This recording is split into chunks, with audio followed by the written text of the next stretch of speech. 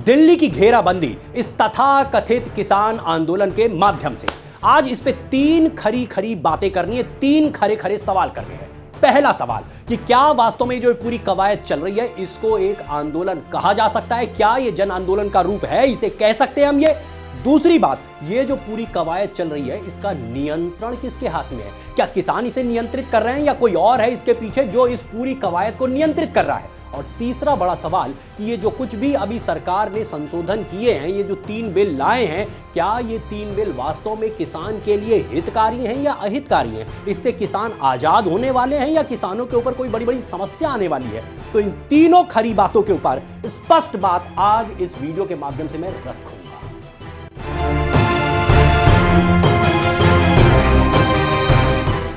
चलिए पहले प्रश्न पे आते हैं कि वास्तव में जो पूरी कवायद चल रही है क्या इसे जन आंदोलन कहा भी जा सकता है अथवा नहीं।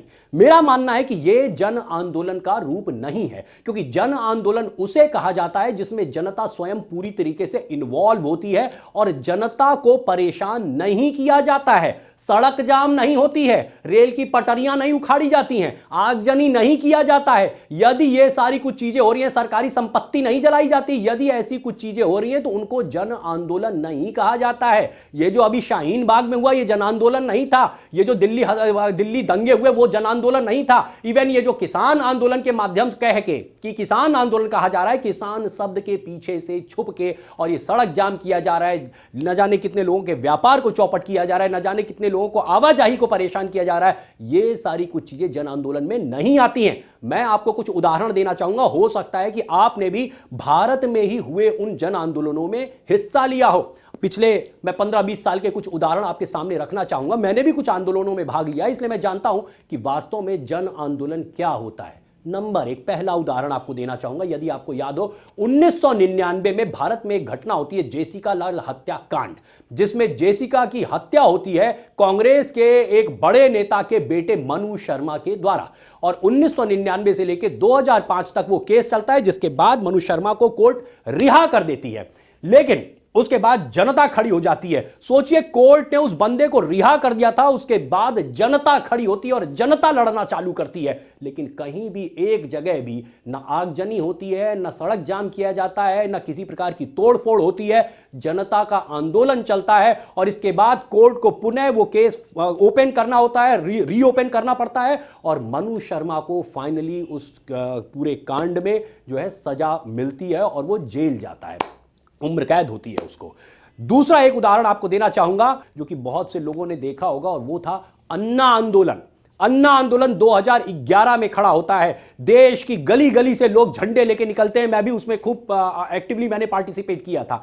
तो गली गली से लोग निकलते हैं, देश भर से निकलते हैं और उस अन्ना आंदोलन के माध्यम से भी सरकार को झुकना पड़ता है और सरकार को झुक के वहां पे मांग माननी पड़ती है और जन लोकपाल बिल पारित होता है। वो बात और है कि बाद में उस जन लोकपाल बिल का क्या हुआ और वो कितना स्ट्रांगली आज इंप्लीमेंट हुआ, हमें उससे मतलब नहीं है। लेकिन कहने का मतलब है, मैं बताना चाह रहा हूं कि जन आंदोलन किसे कहते हैं और किस प्रकार से खड़ा किया जाता है और कैसे सरकार को उस जन आंदोलन के माध्यम से भी झुकाया जा सकता है, अपनी बात को मनवाया जा सकता है। यदि किसानों को लगता है कि वास्तव में ये आंदोलन, ये जो बिल आए हैं ये आपके लिए अहितकारी हैं, तो आप उस प्रकार से वहां पे खड़ा करते, ये आंदोलन खड़ा करते। लेकिन आपने उस प्रकार से नहीं खड़ा किया, आपने तो अराजकता फैला दी। तो मैं मानता हूं कि ये जन आंदोलन कतई नहीं है, ये गुंडाई है, ये अराजकता है जो देश को बंधुआ बनाने का प्रयास किया जा रहा है। निश्चित रूप से इसका बहुत तेजी से सरकार को भी प्रतिकार करना चाहिए। देश के जो आम जन है उन सभी को खड़े होकर प्रतिकार करना चाहिए, विरोध करना चाहिए कि ये गलत हो रहा है और हम इसके विरोध में खड़े हैं। अब मैं दूसरे सवाल पे आता हूं, क्या वास्तव में ये जो आंदोलन या कवायद जो कुछ भी खड़ी की जा रही है, जो अराजकता फैलाई जा रही है, इस अराजकता को कंट्रोल करने वाले किसान हैं? क्या इसको किसान चला रहे हैं या कोई और चला रहा है? सीधा सीधा मानना है, अभी मैं आपको इसी वीडियो में आगे साबित करूंगा कि किसी भी प्रकार से ये जो 3 बिल लाए गए हैं, मैं 2 वीडियो पहले भी बना चुका हूं, आप चाहे तो उसको बकायदा देखिएगा, जिससे मैंने पूरे साक्ष्यों के साथ एक बात समझाई है कि ये जो तीनों संशोधन लाए गए हैं ये पूरी तरीके से किसान को आजादी दिलाने के लिए लाए गए हैं। और अभी इसी वीडियो में मैं और एकदम स्पष्ट रूप से अब और कम शब्दों में समझा दूंगा आपको कि किस प्रकार से ये तीनों संशोधन जो लाए गए हैं ये किसानों के हित में है। तो फिर भैया किसान तो इसका नियंत्रण नहीं कर रहे हैं, जो ये पूरी अराजकता फैलाई जा रही है। फिर कौन है इसके पीछे, कौन ये अराजकता फैला रहा है? मेरा मानना है तीन लोग, तीन प्रकार के लोग, तीन प्रकार के लोग ये पूरी अराजकता के पीछे काम कर रहे हैं। नंबर एक, जो मंडियां हैं, जो बड़ी बड़ी मंडियां हैं। आज तक होता क्या था कि आप मंडियों में किसान जाता था, अपना अनाज देगा और मंडी मालिक यानी कि जो वहां पे आड़ती बैठे हैं, जो वहां पे कमीशन एजेंट बैठे हैं, जो बिचौलिए बैठे हैं, जो दलाल बैठे हैं, वो किसान से जो भी उसका मिनिमम सपोर्ट प्राइस तय है उससे कहीं कम पे माल खरीदेगा और उसके बाद अपना कमीशन जोड़ के फिर वो माल को आगे बढ़ाता है। कहने का मतलब यह है कि बहुत बड़ा एक वहां नेक्सस काम करता है, एक बहुत बड़ा नेटवर्क काम करता है, जो कि इसी किसान मतलब मेहनत करे बेचारा किसान, और उस पर पोषित कौन होता है, मोटा कौन हो रहा है, मोटे हो रहे हैं वो कमीशन एजेंट। तो सबसे पहली चीज जो इस आंदोलन को, इस कवायद को नियंत्रित कर रहा है वो कौन है? वो है वहां के वो कमीशन एजेंट जिनके पेट पे लात पड़ी है। ये ध्यान रखिएगा, ये जो अभी मैं आपको साबित करूंगा कि ये जो तीनों बिल आए हैं ये किसान विरोधी नहीं है, हां कमीशन एजेंट विरोधी जरूर मान सकते हैं आप, क्योंकि उन्हीं से किसानों को मुक्त कराने का प्रयास इन तीनों कानूनों के माध्यम से किया जा रहा है। तो इसलिए सबसे पहले जो इसको नियंत्रित कर रहा है वो जिसके पेट पे लात पड़ी है, यानी वो वहां के बड़े बड़े आड़ती, वो बड़े बड़े कमीशन एजेंट, वो बड़े बड़े दलाल जो कि अलग अलग जगहों पे और सबसे ज्यादा पंजाब हरियाणा इन क्षेत्रों में बैठे हैं, वो आके यहां पे ये काम कर रहे हैं। दूसरे कौन है जो इस पूरी कवायद को नियंत्रित कर रहे हैं? दूसरे लोग हैं जो विपक्ष में बैठे हुए हैं, खाली बैठे हैं भैया। मोदी को हराने का बहुत प्रयास कर लिया उन्होंने, बहुत कोशिश की कि मोदी को हरा दे, लेकिन वो मोदी को हरा नहीं पा रहे, तो बेचारे फ्रस्ट्रेट हो चुके हैं। उन्होंने देख लिया मोदी तो वो व्यक्ति है कि हैदराबाद में भी घुस के झंडा फहरा आता है? उस हैदराबाद में जहां पे पहले उसकी कभी 4 सीटें हुआ करती थी, उसी का अभी रिजल्ट आया है और वहां पे 40 से ऊपर सीटें जीत के आया है। मतलब हैदराबाद में भी। अच्छा, ईवीएम के ऊपर जो लोग हल्ला करते हैं, बेचारे ईवीएम पे भी हल्ला नहीं कर पा रहे, क्योंकि हैदराबाद का जो अभी ये इलेक्शन हुआ वो पूरी तरीके से बैलेट पेपर पे हुआ। तो जो ईवीएम का हल्ला था वो ईवीएम का हल्ला भी नहीं कर पा रहे कि भैया ईवीएम पे ही अपना सारा ठीकरा फोड़ दो, वो काम भी नहीं हो पा रहा है। तो कहने का मतलब ये है कि विपक्ष में बैठे जो नेता हैं, चाहे कांग्रेस के हो, चाहे सपा हो, बसपा हो, अकाली हो, इस समय वो भी अकाली भी चले गए हैं विपक्ष में ही, या और भी जो जितनी भी पार्टियां हैं, उन सभी के जो नेता हैं वो मोदी को हराने की पूरी कोशिश करके देख चुके हैं और वो हार चुके हैं कि मोदी को नहीं हरा पा रहे। तो दूसरा रास्ता क्या है? अराजकता फैलाओ, अराजकता फैलाओ और अराजकता फैला के किसी प्रकार से उसको जो है बदनाम करने का प्रयास करो। ठीक, तो ये दूसरे लोग हुए। तीसरे प्रकार के कौन लोग हैं? तीसरे प्रकार के वो लोग हैं जो कि भारत से वैसे ही जलन रखते हैं, यानी जिनको हम कह सकते हैं भारत विरोधी ताकतें। वो कुछ देश के अंदर भी बैठी हैं और कुछ देश के बाहर भी बैठी हैं। वो लोग हैं जिन्होंने अभी दिल्ली दंगे कराए, वो लोग हैं जिन्होंने अभी बेंगलोर के दंगे कराए, वो लोग हैं जो कि पीएफआई जैसी एजेंसी चलाते हैं, वो लोग हैं शाइला रशीद जैसे लोग जिनको कि विदेशी चंदा मिलता है। अभी पता चला ना 3 करोड़ रुपया भैया उनको चंदा मिला। योगेंद्र यादव जैसे लोग जिनके एनजीओ को न जाने कहां कहां से चंदा आया करता है। तो पूछने का मतलब यह है कि जो योगेंद्र यादव हर जगह, चाहे आप देखिए सीए प्रोटेस्ट हो तो वो पहुंच जाते हैं सबसे आगे उछलते हुए, अभी ये किसान वाली बात आई तो उसमें भी सबसे आगे उछलते हुए, अवार्ड वापसी गैंग की मुहिम चलती तो उसमें भी सबसे आगे उछलते हुए। तो मैं इनसे पूछना चाहता हूं भैया तुम्हें पैसा कहां से मिलता है? ना तुम नौकरी करते हो, ना तुम्हारा कोई व्यापार है, ना तुम खेतीहर किसान हो, तुम्हारे पास पैसा कहां से आता है भैया? तुम्हारे एनजीओ को कौन फंडिंग करता है? चुनाव लड़ते हो तो तुम्हें चुनाव में 4 वोट नहीं मिलते। स्थिति यह है कि जहां जहां तुम्हारे कैंडिडेट उतरते, अभी ये पिछले चुनाव में ये हरियाणा में भी उतरे थे, इनकी जमानतें जब्त हो जाती हैं। तो कहने का मतलब ना तुम एक जनप्रिय नेता हो, तुम जहां चुनाव लड़ते हो तुम वहां पे बुरी तरीके से हारते हो। तो तुम्हें चंदा कौन दे रहा है भैया? चंदा तो उसको दिया जाता है ना जो किसी तरीके से समाज, अगर समाज तुम्हें चंदा दे रहा है तो समाज चंदा उसको देता है जो समाज के हित में काम करता है, ना कि उसको चंदा देता है जो कि समाज को तोड़ने का प्रयास करता है। और तुम तो केवल तोड़ने का प्रयास करते हो। तो तुम्हें चंदा यानी कहां से मिलता होगा? तुम्हें कहीं विदेश से चंदा मिलता हो, चीन से मिलता हो, किसी दूसरे पाकिस्तान से मिलता हो, किसी दूसरी कंट्री से मिलता हो जो भारत से जलन रखते हैं, जो भारत को तोड़ना चाहते हैं। तो इसलिए 3 प्रकार के लोग, मात्र इस 3 प्रकार के लोग हैं जो कि इस पूरी कवायद के पीछे लगे हैं। किसान कतई नहीं लगा है, किसान अपने खेती में लगा है, किसान जो अपने काम में लगा है, किसान तो सुखी हो रहे होने वाला है। इसमें लगे 3 प्रकार के लोग। एक, मंडी में बैठे हुए एजेंट, कमीशन एजेंट, दलाल, वो लोग लगे हैं। नंबर 2, विपक्ष में बैठे हुए वो नेता जो कि समय खलिहर है, जिनको ये दिखाई दे रहा है कि मोदी को किसी प्रकार से वो नहीं हरा पा रहे हैं। और तीसरे, वो लोग जो भारत विरोधी ताकतें हैं, चाहे वो भारत में बैठी हो या भारत के बाहर बैठी हो। अब हम तीसरे सवाल पे आते हैं। तीसरा सवाल यह है कि ये जो 3 संशोधन अभी आए हैं, 3 बिल आए हैं, क्या ये 3 बिल किसानों के हित में हैं या ये किसानों के लिए नुकसानदायक हैं? इसके ऊपर भी चर्चा होनी चाहिए, इसको भी समझा जाए कि किसान कहां तक इसको लेके सेटिस्फाइड है या डिससेटिस्फाइड है, इस बात पे बात की, इस चीज को समझा जाए। पहली बात, पहला बिल क्या आया है? पहला बिल ये आया है कि भैया अभी तक किसान जो है अपना माल ले जाके मंडी में बेचता था। बिल ये आ गया कि अब वो मंडी के अलावा एक जगह और बेच पाएगा, वो किसी बाहरी को भी बेच पाएगा। मतलब उसे एक विकल्प दिया जा रहा है, जबरन पकड़ के नहीं ले जाए कि नहीं अब मंडी में नहीं बेच पाओगे। मंडी अभी एग्जिस्ट कर रही है, एमएसपी भी एग्जिस्ट कर रहा है, सरकार ने एकदम साफ कर दिया है। ठीक, तो इसलिए ऐसा कुछ नहीं है। मान लीजिए कि कोई अनाज की मिनिमम सपोर्ट प्राइस तय हुआ कि वो 1400 रुपया कुंतल में बिकेगा, तो भैया अगर 1400 रुपया कुंतल उसको आप मंडी में दे देंगे तो वो बाहर क्यों जाएगा?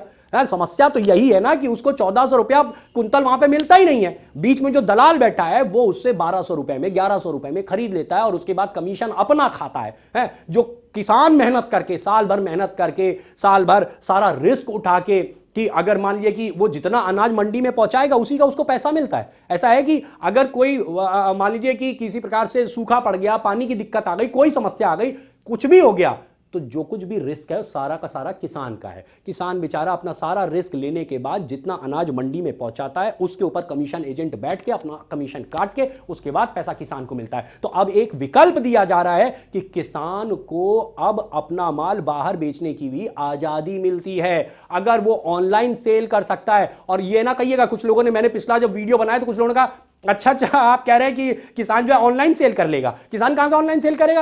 अरे भैया किसान के बच्चे क्या स्मार्टफोन नहीं इस्तेमाल करते? क्या उनको गधा समझ रखा है? किसान के बच्चे आज स्मार्टफोन नहीं इस्तेमाल कर रहे, लंबी गाड़ियां नहीं से यूज करते हैं, या क्या चीजें नहीं इस्तेमाल करते हैं? तो किसान के बच्चों को आप बेवकूफ ना समझे, वो स्मार्टफोन इस्तेमाल करना जानते हैं। क्या वो ऑनलाइन परचेज कुछ करते ही नहीं है? मतलब आप ये मान के चल रहे कुछ नहीं करते हैं। मैं कहता हूं कि अगर 15%, 20%, 25% कुछ किसान अगर ऑनलाइन परचेज करना जानते हैं तो ऑनलाइन सेल भी करना सीख जाएंगे। और अगर उनको यह विकल्प दिया जा रहा है तो आपके पेट में मरोड़े क्यों पड़ रही हैं? अरे उनको एक विकल्प दिया जा रहा है, बाध्य नहीं किया जा रहा है। बाध्य नहीं किया जा रहा है कि नहीं अब तुम मंडी में नहीं बेचोगे, अब तो तुम ऑनलाइन ही बेचोगे, ऐसा तो नहीं कहा जा रहा है ना।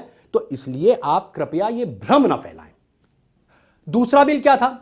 दूसरा बिल यह है कि अब किसान को यह अलाउ किया जाता है कि वो कॉन्ट्रैक्ट फार्मिंग भी कर सकता है। अब इसको लेके बहुत ज्यादा भ्रम फैलाया जा रहा है कि भैया कॉन्ट्रैक्ट फार्मिंग, और बताओ किसान जो है वो कॉर्पोरेट आएंगे, वो अडानी और अंबानी आएंगे और किसानों का खेत जो है पूरा हथिया लेंगे, और वो जो है किसान जो है उनका बंधुआ बन जाएगा, किसान उनका कमजोर हो जाएगा, गुलाम हो जाएगा। अरे भैया किसी को कोई जबरदस्ती ठेका दे दोगे क्या? है कोई जबरदस्ती आके कोई अडानी अंबानी, अरे आप खड़े हो जाओ ना, आप जाके वहां बोलो क्या जबरदस्ती किसी किसान से उसकी जमीन आप ठेके पे ले सकते हो, कॉन्ट्रैक्ट ले सकते हो? नहीं ले सकते हो ना, कोई जबरदस्ती तो है नहीं। ये उसको एक विकल्प दिया जा रहा है कि वो किसी के साथ कॉन्ट्रैक्ट फार्मिंग कर सके। कॉन्ट्रैक्ट फार्मिंग क्या चीज है, पहले इतनी चीज तो समझ पाओ।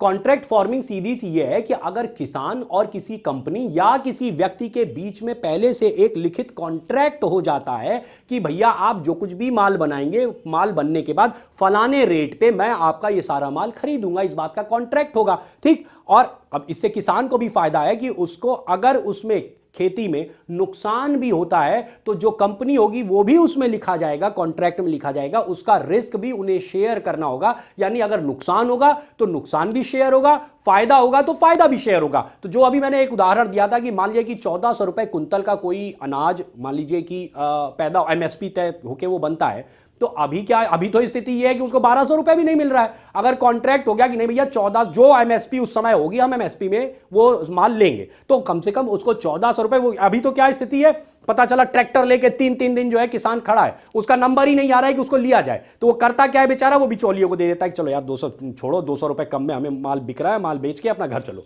तो अभी तो ये स्थिति है। अब अगर कॉन्ट्रैक्ट हो जाएगा तो जो कंपनी होगी सीधे उसके खेत से माल को उठाएगी और ले जाएगी। इसमें किसको दिक्कत है, किसके पेट में मरोड़े पड़ रही हैं? और दूसरी बात, कॉन्ट्रैक्ट जो होगा, कॉन्ट्रैक्ट कहीं से जबरदस्ती थोड़ी हो जाएगा। अगर किसान को लगता है कि नहीं भैया हमें इस ठेके में नहीं पड़ना, हमें यह काम नहीं करना है, तो कोई आपको धक्का थोड़ी मार रहा है? अब जब ये स्मार्टफोन आया उसके पहले लैंडलाइन हुआ करते थे, क्यों भैया स्मार्टफोन इस्तेमाल कर लिए हैं, क्यों स्मार्टफोन यूज कर लिए? कहते थे नहीं हम तो भैया लैंडलाइन ही यूज करेंगे। अरे जिसे लैंडलाइन यूज करनी है आज भी विकल्प उपलब्ध है, भैया आप लैंडलाइन इस्तेमाल करते रहो। जिसको मोबाइल फोन इस्तेमाल करना है उसको मोबाइल फोन का विकल्प तो दो। आपको विकल्प देने में क्यों मरोड़े पड़ रही है पेट में?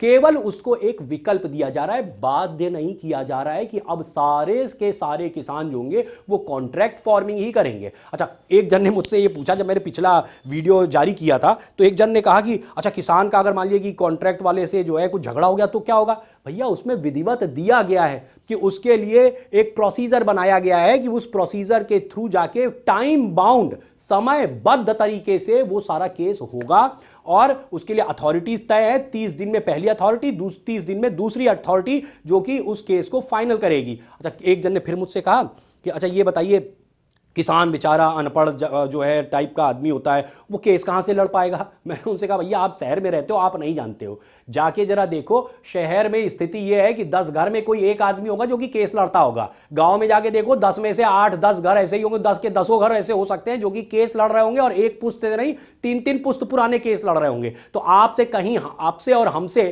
कहीं ज्यादा वो केस लड़ना जानता है, इसलिए आप उसको कतई कमजोर मत समझिए, इसे अनपढ़ मत समझा करिए, ठीक? वो काफी इस मामले में तेज है। तो कॉन्ट्रैक्ट फार्मिंग का यह भय खत्म करना होगा।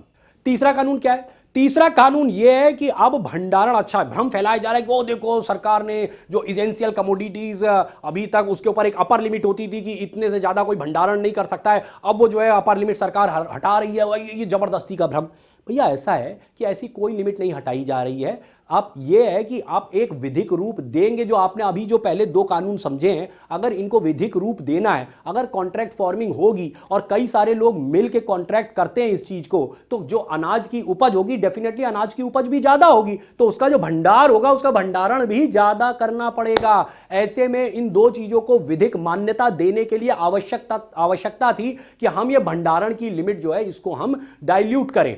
लेकिन बावजूद इसके आप उस कानून को जाके पढ़िए, उसमें साफ दिया गया है कि सरकार यदि चाहे तो 4 केसेस में जो भंडारण को रेगुलेट कर सकती है। पहली चीज युद्ध की स्थिति में, दूसरी चीज अकाल की स्थिति में, तीसरी चीज असामान्य मूल्य वृद्धि। जैसे आपने देखो कभी प्याज का रेट हाई हो जाता है, कभी टमाटर का रेट हाई हो गया, तो अगर असामान्य मूल्य वृद्धि होती है तो सरकार उसको रेगुलेट कर सकती है। और चौथी चीज कि यदि किसी भी प्रकार की प्राकृतिक आपदा आ जाती है तो भी सरकार उसको रेगुलेट कर सकती है। इसलिए कृपया भ्रम ना फैलाइए। तो इस पूरे वीडियो के माध्यम से जो मैंने समराइज किया 3 चीजें, ये एक जन आंदोलन नहीं है। जन आंदोलन होता तो जनता इसमें इन्वॉल्व होती, सड़कों पर दिखाई देती, जैसे कि अन्ना आंदोलन के समय, जैसे कि जेसिका लाल हत्याकांड के समय, जैसे कि यूथ फॉर इक्वालिटी के द्वारा जो आंदोलन खड़ा किया गया था उस समय के आंदोलनों की तरह आज जनता इन्वॉल्व होती और जनता को परेशान न किया जा रहा होता। आज जो आप दिल्ली को ब्लॉक करने की कोशिश कर रहे हैं वो ना हो रहा होता, तो ये जन आंदोलन कहलाता।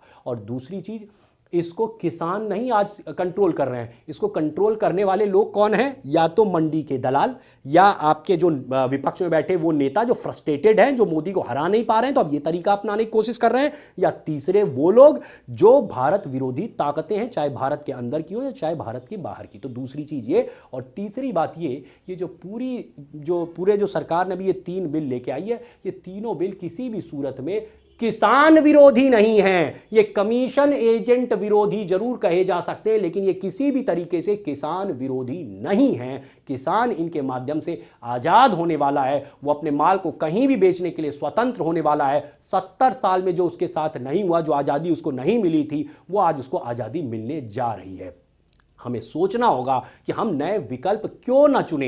ये विकल्प दिए जा रहे हैं, अंतिम बात यही कहना चाह रहा हूं कि केवल उसको ये विकल्प दिया जा रहा है। बावजूद इसके कोई चाहता है कि हम इन तीनों कानूनों को नहीं मानेंगे, भैया हम मंडी में ही माल बेचेंगे, तो बेचो ना, किसने मना किया है आपको? मंडी में ही जाके बेचो। हम कॉन्ट्रैक्ट फार्मिंग नहीं करेंगे, तो किसने कहा है भैया कि तुम कॉन्ट्रैक्ट फार्मिंग करो? कॉन्ट्रैक्ट फार्मिंग का कोई जबरदस्ती आपके घर में नहीं घुसे आ रहा है कि नहीं हमें तुमसे जो है कॉन्ट्रैक्ट करना, हम तो तुम्हारा खेत कॉन्ट्रैक्ट पे लेके जाएंगे। ऐसा नहीं होने वाला है, ये काम नहीं होगा। तीसरी चीज जो भंडारण की भी जो लिमिट है, जब आप भैया कॉन्ट्रैक्ट ही किसी से नहीं करेंगे, भारत में 87% किसानों के पास 5 हेक्टेयर से भी कम जमीन है।